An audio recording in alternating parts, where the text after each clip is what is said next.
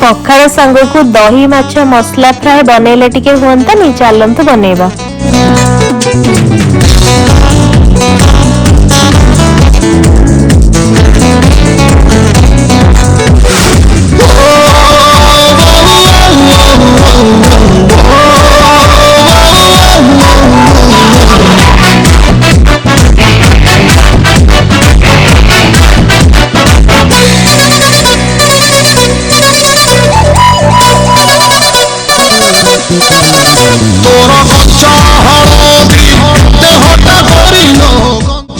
पखाल सांग को देसी बैगण टमाटो पोड़ा न हेले कौन खाइबाटा जमीबो।